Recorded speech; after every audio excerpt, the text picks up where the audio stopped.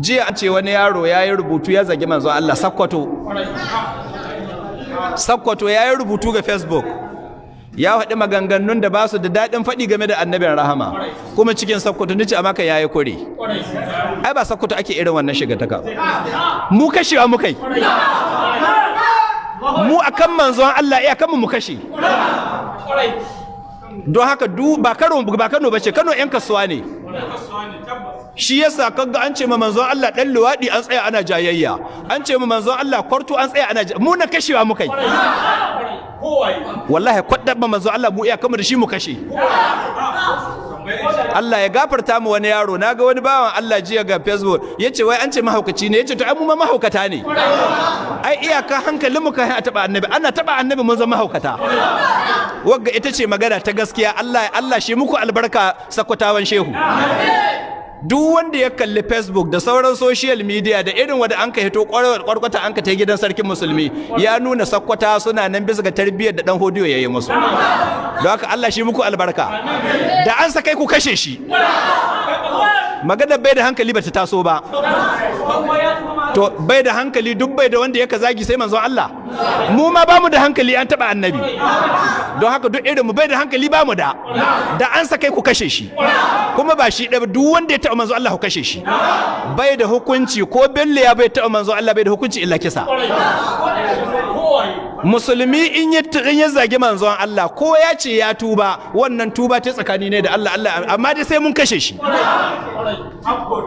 bai da hankali ya sanya ta ya sau waya bai da hankali ya sanya sau data bai da hankali ya sanya buɗe shahin Facebook bai da hankali ya san da an kayo mai ya goge don mahaukaci ka waɗanga abubuwa da kun gane ku kashe shi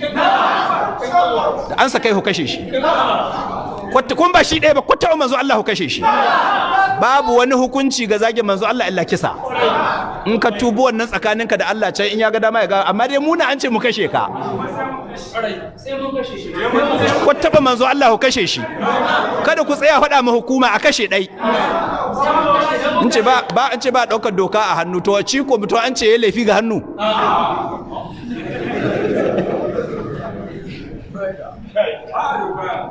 yawwa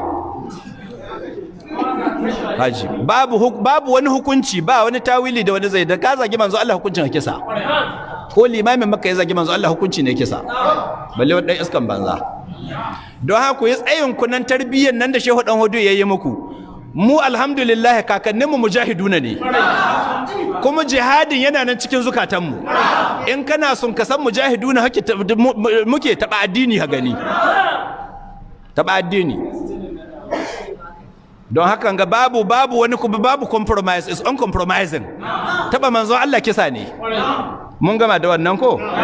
wanda duk ya taba manzo Allah Allah ya la'ane shi ku kuma da kun ka nuna hushinku Allah ya saka muku da alkhairi yayi daidai ko gobe an kai ku yi haka nan kuma da kun samu sa'a ba jawowa akai aka mu hukuma ba a kashe ke kowa ya wace to na farko kenan na biyu kun ji an samu kabila da Abdul Jabbar ko gobe malaman Kano za su zauna da Abdul Jabbar to ya a tashi ai qiyamul layl kowa ya tashi ya sallar dare ya daga hannuwa Allah ka ba sunna nasara akan bid'a fada ne za a yi gobe in Allah ya kai mu da tsakanin sunna da bid'a tsakanin ahli sunna da yan shi'a tsakanin masu kariyar manzon Allah da sahabbai ne da masu zagin manzon Allah da sahabbai ne to ku yi ma ahli sunna addu'a Allah ya ba su nasara Allah ya daidaitar da su Allah ya karfafe su su kuma su Abdul Jabbar Allah ka kunyata su gobe Allah ka wulakanta su gobe Allah ka kaskanta su gobe Allah ka sa gobe war haka gwamnatin jihar Kano ta sa a kashe Abdul Jabbar da shi da duk mai ra'ayi irin nashi Allah ka kunyata su Allah ka kunyata su Allah ka wulakanta su duk inda sun ka shiga Allah ka sauka musu da bala'i Allah ka karya suka karya wannan kafirar da'awa ta su Allah ka karya su, ha karya da awasu. Ya Allah ka taimaki sunna da ahli sunna. Allah ka taimaki sunna da ahli sunna. Allah ka taimaki sunna da ahli sunna. Wannan ta zauniya da an ka samu ta Abdul Jabbar, Allah ka sa kada ta ƙara ma sunna komi illa ƙarfi da ɗaukaka. Allah ka ƙara ma sunna ɗaukaka.